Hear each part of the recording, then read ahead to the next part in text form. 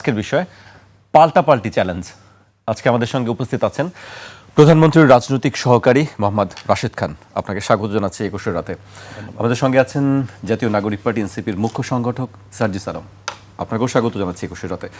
আমি আপনার স্পেসিফিক প্রশ্ন থাকলে আমার জন্য উত্তর দিতে খুব সহজ হয়। জি, আমি সেদিকেই আসতে চাচ্ছি। আপনি সম্প্রতি বলেছেন যে জামায়াত এনসিপি মব সৃষ্টি করে আইন শৃঙ্খলা পরিস্থিতির অবনতি ঘটাতে চাচ্ছে। আসলে কি তাই? জামায়াত এনসিপি দায়ী? দেখেন, অন্তর্বর্তীকালীন সরকারের সময় এনসিপি তারা ওই অর্থে কখনো সচিবালয় ঘেরাও করেছে আমি দেখি নাই, এবং জামাত ইসলাম তাদেরও অন্তর্বর্তীকালীন সরকার নিয়ে অনেক সমালোচনা আছে, তারাও ঘেরাও করেনি।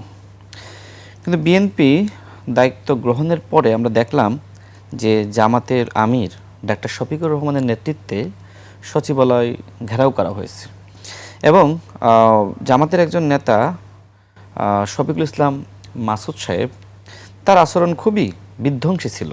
দেখেন, তিনি এর আগে নিজেই বলেছিলেন যে আমি কে সেটা শেখ হাসিনাকে জিজ্ঞেস করিও। এমনকি তিনি এই কথা বলেছিলেন যে আমি কে সেটা রাজশাহী বিশ্ববিদ্যালয়ের সবথেকে বড় সন্ত্রাসী যে, তাকে জিজ্ঞেস করিও। তার মানে কি? তার মানে এই যে শফিকুল ইসলাম মাসুদ সাহেব নিজেকে একজন মাফিয়া হিসেবে জাতির সামনে উত্থাপন করছেন। এখন একজন মাফিয়া বা সন্ত্রাসীর গডফাদার যদি এইভাবে সচিবালয়ে যায়, এবং তিনি যদি আসলে সচিবালয়ের গেট ভেঙে ভিতরে ঢুকতে চান, সেটা আসলে অনাকাঙ্ক্ষিত। এমনকি তিনি পুলিশের দিকে বারবার ধেয়ে যাচ্ছেন। একটা পর্যায়ে তো জামাতের আমির তিনি এই এমপি সাহেবের কান বরাবর থাপ্পড় মেরেছেন। এটা কিন্তু আমাদের জন্য খুবই বিব্রতকর যে একজন এমপিকে এইভাবে তার দলের প্রধানের কাছে থাপ্পড় খাইতে হয়। তার মানে কি? তার মানে হয়তো জামাতের আমির তাদের যে জোট আছে সেখানকার সিদ্ধান্ত হয়েছে যে কারণে তিনি গিয়েছেন, কিন্তু আমার কাছে মনে হয়েছে যে সেখানে এমন কিছু ঘটুক যেটার কারণে আসলে তাদেরকেই বিব্রত হতে হয়, সেটা তিনি চাননি। কিন্তু এই শফিকুল ইসলাম মাসুদ সাহেবরা তারা আসলে এমন একটা পরিকল্পনা নিয়ে গিয়েছিলেন যাতে করে সরকার বিব্রত হয় এবং সচিবালয় ক্ষতিগ্রস্ত হয়। যে কারণে আমি বলেছিলাম যে যারা আসলে ক্ষমতায় যেতে চায়, এরকম কোনো দল অতীতে কখনোই সচিবালয় ঘেরাও করে নাই।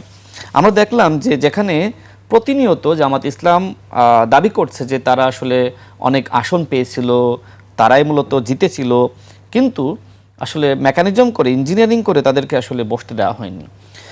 এখন যারা আসলে এই ক্ষমতায় যাওয়ার এক ধরনের মানে প্রতিযোগিতায় থাকে, বা যারা এ ধরনের ক্ষমতায় যেতে সক্ষম, এরকম কোনো দল বাংলাদেশের ইতিহাসে কখনোই সচিবালয় ঘেরাও করে নাই।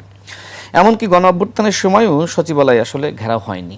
তার মানে কি? তার মানে এই যে এই মুহূর্তে জামাতের আমির ডক্টর শফিকুর রহমানের নেতৃত্বে সচিবালয়ে মব সৃষ্টি করা হলো, আমি সেটার প্রতিবাদ জানিয়েছি এবং ব্যাখ্যা বিশ্লেষণ সহিত যে এই কাজগুলো আসলে অনাকাঙ্ক্ষিত। দেখেন, এই সরকার কতদিন দায়িত্ব গ্রহণ করেছে, তাই না? অন্তর্বর্তীকালীন সরকারকে মানুষ যেটি বলতো, এখনও বলে যে ওই সরকারকে মূলত জামাত এবং এনসিপি সমর্থন দিয়েছে, যে কারণে অনেকে বলে যে অন্তর্বর্তীকালীন সরকার ছিল জামাত এবং এনসিপি সরকার।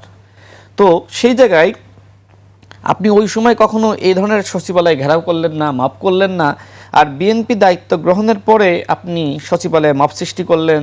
আমি জানি না আসলে কেন জামাতের আমির শফিকুল ইসলাম মাসুদ সাহেবকে এইভাবে থাপ্পড় মারল। আসলে তিনি এমন কিছু পেয়েছিলেন কি না যেটি আসলে অত্যন্ত ক্ষতিকর হতো।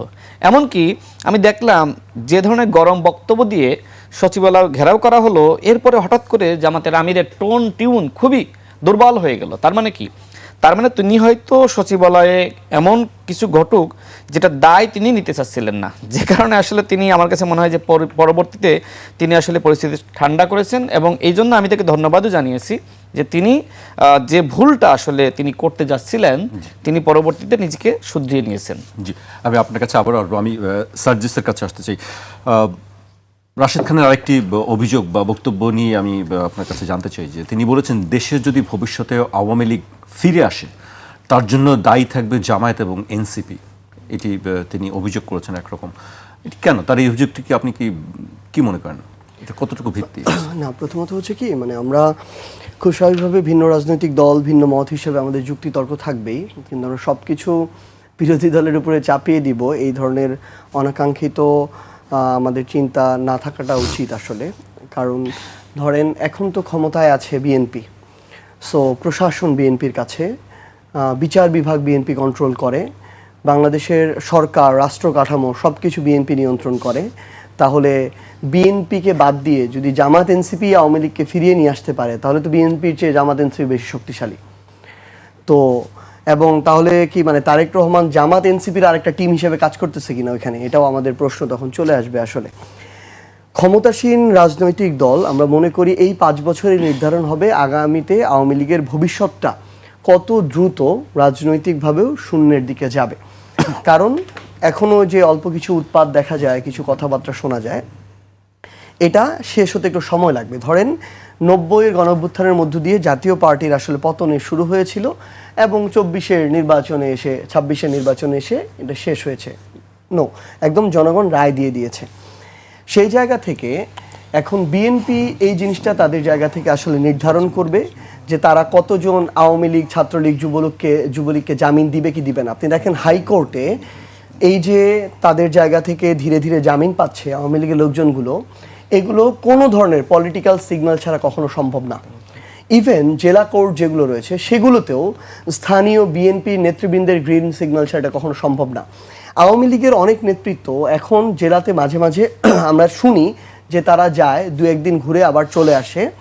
এই জায়গাটাতেও প্রশাসন এবং বিএনপি, সরকার, এমপি তাদের একটা মধ্যস্থতা ছাড়া এই স্পেসটা কোনোদিন পাওয়া সম্ভব না। সো সেই জায়গা থেকে যদি আওয়ামী লীগকে ফিরে আসার স্পেস করে দেয়, এটা বিএনপি করে দিবে, এবং যদি এটা আসে এটা বিএনপির জন্য সবচেয়ে বড় হিতে বিপরীত হবে। এটা আমি আজকে আমার জায়গা থেকে বলে রাখলাম। আরেকটা জিনিস হচ্ছে, ভাই যে জিনিসটা বললো যে ধরেন উনি এর আগে দেখেন নাই গণভবন কোনো ওই আমাদের সচিবালয় কোনো দল ঘেরাও করেছে কিনা। একটা জিনিস কি, কোনো কিছু আগে দেখি নাই দেখে ওই জিনিসটা কখনো করা যাবে না, এমন যদি হইতো তাহলে তো বাংলা ব্লকেটও কোনোদিন দেখি নাই, করা যেত না। তারপরে হচ্ছে মানে কমপ্লিট শাটডাউন কোনোদিন দেখি নাই, করা যেত না। মার্চ টু ঢাকা কোনোদিন দেখি নাই, করা যেত না। তো সেই জায়গা থেকে আমরা মনে করি এখন রাজনীতি যেমন পাল্টেছে, রাজনীতির ধরন পাল্টেছে, মানুষের আকাঙ্ক্ষা পাল্টেছে, ভাষা পরিবর্তন হয়েছে। প্রত্যেকটা সময়ের সাথে সাথে এভলিউশনটা হবে।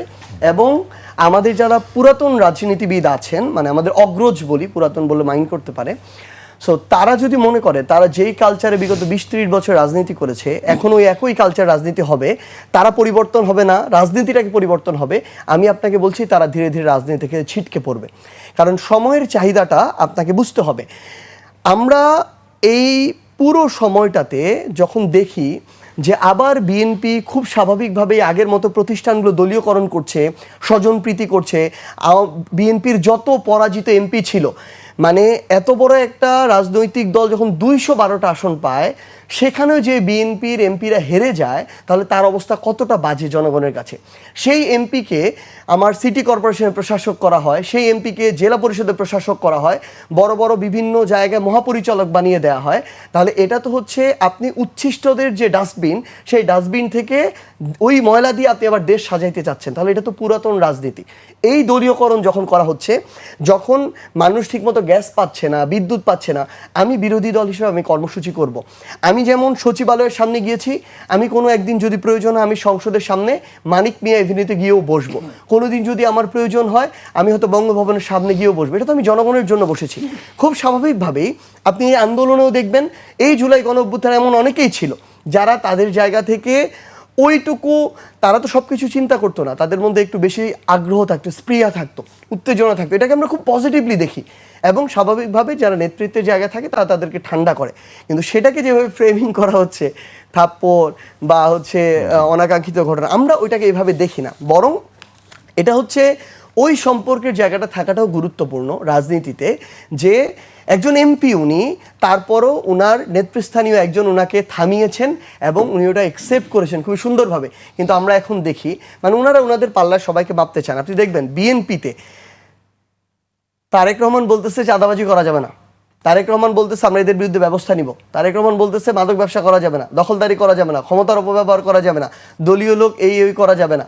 কিন্তু আমরা প্রত্যেকটা জায়গায় আপনি দেখবেন, আমি কিন্তু বলতেছি না সব বিএনপি, ধরেন ভাইয়ের আসনে বিএনপির 1 লাখ মানুষ আছে, সর্বোচ্চ 500 মানুষ আছে যাদের অত্যাচার মানুষ অতুষ্ট। কিন্তু এই 500 জন মানুষ এমন কিছু নাই করে না। আমরা কেন হবিগঞ্জে গিয়ে জিকে গাউসের বিরুদ্ধে কথা বলেছি? জিকে গাউসের ডান হাত বাম হাত যারা আছে, যারা আমাদের উপর হামলা করেছিল, ধরেন কেউ ছাত্রদল করে কিন্তু সে মাদকের ব্যবসা নিয়ন্ত্রণ করে, ধরেন কেউ যুবদল করে কিন্তু সে ওই থানার বাণিজ্যটা নিয়ন্ত্রণ করে, ধরেন আরেকজন শ্রমিক দল করে সে জলমহলের বাণিজ্যটা নিয়ন্ত্রণ করে। মানুষ অতিষ্ঠ হয়ে গিয়েছে, মানুষ তার নেতাকর্মীদের অনুমতি ছাড়া একটা মামলা করতে পারে না, পুলিশের কাছে যাইতে পারে না, একটা নিজের জমিতে ঘর তুলতে পারে না। তো এই ধরনের যারা রাজত্ব কায়েম করে, ত্রাসের রাজত্ব, আমি যদি তাদের বিরুদ্ধে কথা বলতে যাই আর সেটাকে যদি এইভাবে ফ্রেমিং করা হয়, এটা আগে কখনো হয় না, তাহলে তো হইতে পারে না। বরং আমরা মনে করি মানুষ তাদের জায়গা থেকে যে পরিবর্তনটা চাচ্ছে, আমাদের এই প্রতিবাদের ভাষাটাও ধীরে ধীরে পরিবর্তন হবে। আমরা এটা করব, সরকারি দলকে এটাতে অভ্যস্ত হইতে হবে। যদি আমাদের মনে হয় কোনো জায়গায় সংশোধন প্রয়োজন, আমরা সেটাও করব, কিন্তু এটা সরকারি দলের কথায় না, এটা জনগণের কথা থেকে আসতে হবে। এবং আমরা শুধু আপনাকে এইটুকু বলে রাখি যে ভাই একটা জিনিস বলছেন, আমি শুধু এইটুকু মেনশন করে দিই। ভাই বলছেন যে সর্বশেষ সরকারটা ছিল জামাত এনসিপির সরকার, হয়তো ভাই ওই টাইমে এটার সাথে এত কানেক্টেড ছিলেন না, কিন্তু জনাব তারেক রহমান নিজে খুব ভালো করে জানেন এই উপদেষ্টা পরিষদে যাদের নাম ছিল সেখানে তারেক রহমানের লোকের দেয়া নামও, তারেক রহমানের দেয়া লোকও সেখানে ছিল, এবং যারা উপদেষ্টা হয়েছে একজনের এগেনস্টও তারেক রহমান বিরোধিতা করে নাই। এখানে যেমন বৈষম্য বিরোধী ছাত্র আন্দোলনের নাম ছিল, এখানে যেমন জামায়াতেরও অনেকের নাম ছিল, বিএনপিরও ছিল, আর্মিরও ছিল, ডক্টর ইউনূসের নিজের ছিল, সিভিল সোসাইটির ছিল, সামগ্রিকভাবে সবার ছিল। এবং সবচেয়ে বড় দল হিসেবে বিএনপির স্টেকটা সবচেয়ে বেশি ছিল। এ কারণেই যখন অন্তর্বর্তীকালীন সরকার শেষ হয়ে গেল, ওই সরকারের লোক আমরা পররাষ্ট্রমন্ত্রী দেখি বিএনপিতে, আইনমন্ত্রী দেখি বিএনপিতে, বিভিন্ন গুরুত্বপূর্ণ জায়গায় আমরা দায়িত্ব দেখি বিএনপিতে, কিন্তু এনসিপিতে আপনি কাউকে দেখতে পাবেন না, জামায়াতে দেখতে পাবেন না। এটা হচ্ছে দুঃখজনক সত্য। যে আপনার কাছে আমি আবারও আসবো। আপনারা দুজনই আমরা দেখেছি অতীতে যে একজনের বিরুদ্ধে পাল্টাপাল্টি চ্যালেঞ্জ একজনের বিরুদ্ধে না, রাজনীতির মাঠের কথাই আমি বলি। সেক্ষেত্রে রাশেদ খানের কাছে আমি আসতে চাই। আপনি বলেছেন যে এনসিপি জামায়াতের মস্তিষ্ক দ্বারা